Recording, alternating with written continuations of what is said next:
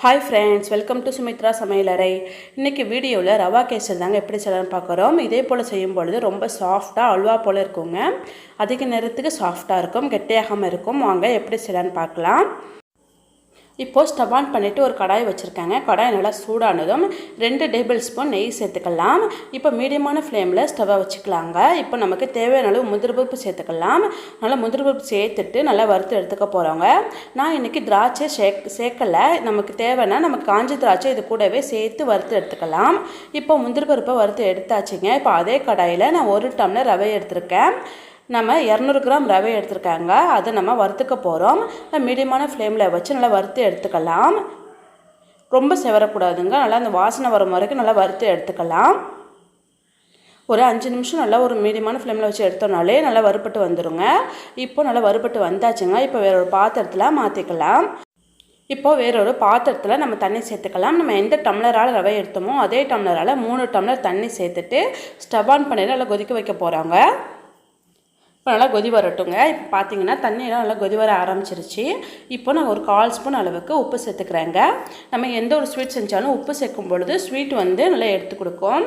இப்போது அதே உப்பு சேர்த்த பிறகு நம்ம கேசரி பவுடர் சேர்த்துக்கலாம். நான் ஆரஞ்சு கலர் பவுடர் ஒரு 1/2 ஸ்பூன் அளவுக்கு சேர்த்துக்கிறேன். இது கூடவே 1 ஸ்பூன் நெய் சேர்த்துக்கலாம்.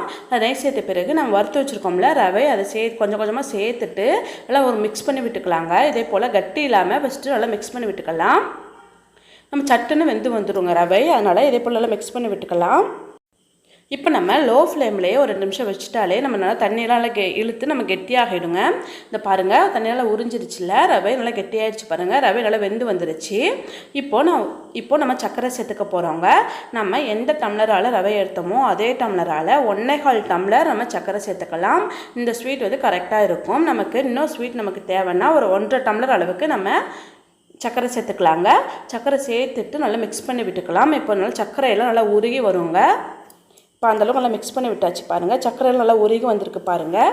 நல்லா மிக்ஸ் பண்ணி விட்டுக்கலாம். இப்போது மிக்ஸ் பண்ணி விட்ட பிறகு ஒரு 2 நிமிஷம் அப்படியே விட்டுறலாங்க. இந்த சர்க்கரை எல்லாமே நல்லா இறுகி வருங்க. இப்போ நம்ம ஏலக்காய் சேர்த்துக்கலாம். நம்ம தட்டி வச்ச ஏலக்காய் நான் ஒரு 2 ஏலக்காய் சேர்த்துருக்கேன். நம்ம ஏலக்காய் பவுடர் இருந்தாலும் நம்ம சேர்த்துக்கலாம். இப்போ ஒரு 2 டேபிள் ஸ்பூன் அளவுக்கு நெய் சேர்த்துட்டு நல்லா மிக்ஸ் பண்ணி விட்டுக்கலாங்க. நல்லா சேர்த்து நல்லா மிக்ஸ் பண்ணி கலரி விட்டுக்கலாம்.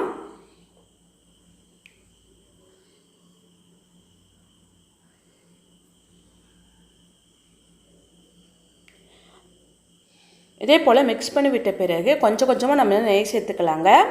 திரும்பவும் நான் ஒரு 3 டேபிள் ஸ்பூன் அளவுக்கு நெய் சேர்த்துக்கிறேங்க.